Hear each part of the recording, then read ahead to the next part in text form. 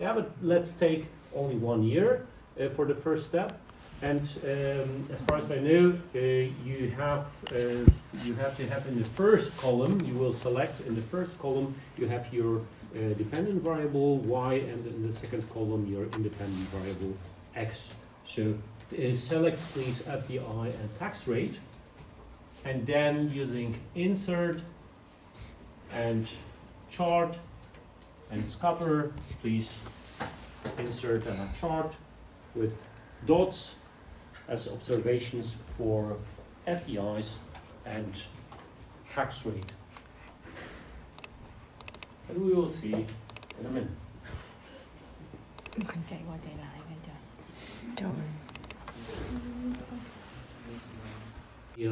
Let's say a tool for economics. It's also a tool for marketing people and so on to make some predictions. So at the end, the result is that if you would, or I will start and you will complete it. Yeah. If I increase my tax rate by 1, then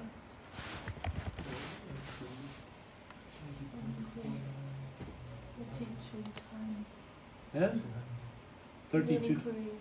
32 times. Okay.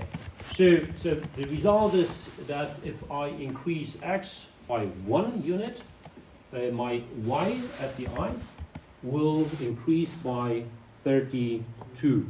Now please consider your units in your table. If you have as a tax rate, you have 20 for 20%, 1 unit would be 1%, okay? So it's really important. If you have in your table, for example, 20% as tax rate by 0.2, it would mean that you increase x by 100%, which is possible, yeah, but not maybe a best way to interpret this result. So then once again, I guess you have your data like a form that you have 20 for 20%, yeah, 20 points, or 20 like a number. So if we will increase our tax rate by 1%, we will have our FDI higher by 32% of GDP. Because once again, the question is, okay, what is my unit of FDI? If you have 100 of GDP, it's 100, yeah? In your case, not 0.1 or something like that, just 100. Does it make any sense? It's a question on the slide. Would be a good recommendation for our policymakers. What should they do in order to attract more FDI? I think we increase this rate, tax rate. They should increase the tax rate. Once again, does it have any sense? Not really, huh? So it would mean that a higher tax rate is more attractive for FDIs. No, it can't be. So that's why we should, of course, be very careful and check every result. So first of all, what we are doing now is checking the R squared value. R squared value is a value between 0 and 1. Yeah? 0 means that our x, in this case tax rate, doesn't explain the variation in FDIs to extent of 0. So doesn't explain it. Okay? A 1 would be a perfect match. It would mean that our tax rate to 100% explains the variation of FDIs. It would be, for us, maybe a great result. Yeah? What do you think? Our value of R squared is a high one or a good one? So that is really low, actually, lower than 10%.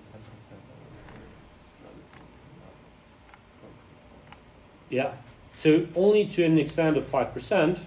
Once again, tax rate explains the variation or the variance of the FDI. But please remember, it doesn't mean that tax rate doesn't have any impact. Any impact on FDIs. It means that we have a number of other variables. They have an impact on FDIs, and we haven't considered it, yeah, up to now. So once again, please don't drop, let's say, results where you have a very low R squared. It's just an indication that there's a lot of any other variables. So that's why, in order to check it a little bit, we should consider what could be the reason for this, let's say, wrong result, maybe in this case, or a strange result. What we could do, we could try to drop out some outliers, and usually, please be careful. Usually, we would, for example, take our data set and would argue, okay, we would cut up 5 or 10% above, and the lowest 10 or 5% of the data base, and then we would apply our model once again. Okay. In our case, in our case, we would say, okay, but it's sensible, or it's possible. Sorry, sensible is not the right description. It is possible that a country has a very low level of FDI, right? And it's a little bit strange if a country have an FDI at the level that is higher than the whole GDP of this country. Yeah, because an investment from abroad are more important than the whole GDP of the country. It could mean that we have some FDI inflows and FDI outflows, so that FDI doesn't or don't contribute to the GDP of the country. In this case, in our definition of a FDI, which is an investment from abroad, which is attracted and stays in the country. So that's why the consideration here could be that we would say, okay, a FDI with a value over 400% of a GDP in a country is a very strange one. So let's drop it and check once again the result. And you can see here, at least for my case, please check it also in your case. You should just sort by first year, please, and then secondly by FDI. Then you will observe it. And why firstly by year? Because we still stick to this very simple model where we have only 1 year. Yeah, you should have, of course, more. So if you will sort firstly by year and secondly by country, then firstly by year, secondly by FDI, you can once again run this regression, so by inserting the chart with equation with R squared. And in the first step, try to drop out countries with FDI over 400, and the second step a little bit more with observations with FDI over 100% of GDP. And please observe in this first step A, you have countries like Netherlands, Cyprus, Luxembourg, Malta. I don't know how much you're familiar with international tax planning and so on, but this countries are well known for a very friendly, let's say, tax environment.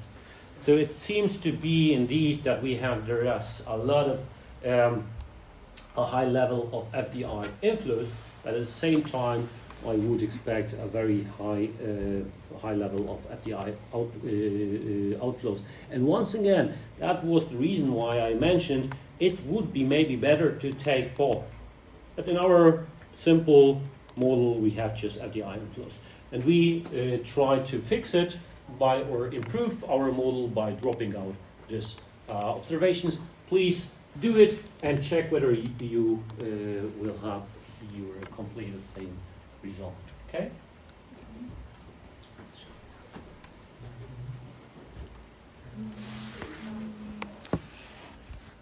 And then we consider that 4 are a little bit suspicious because FDI is pretty high. And then we dropped out these 4 countries, so having a remaining number of countries of 26.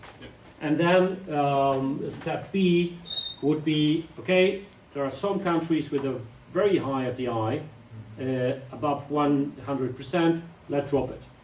And then we would have, I don't know, 20 maybe, I don't know the number here of our Okay, observation, but it's still for 1 year. I'm pretty sure it should be the case here. Yeah?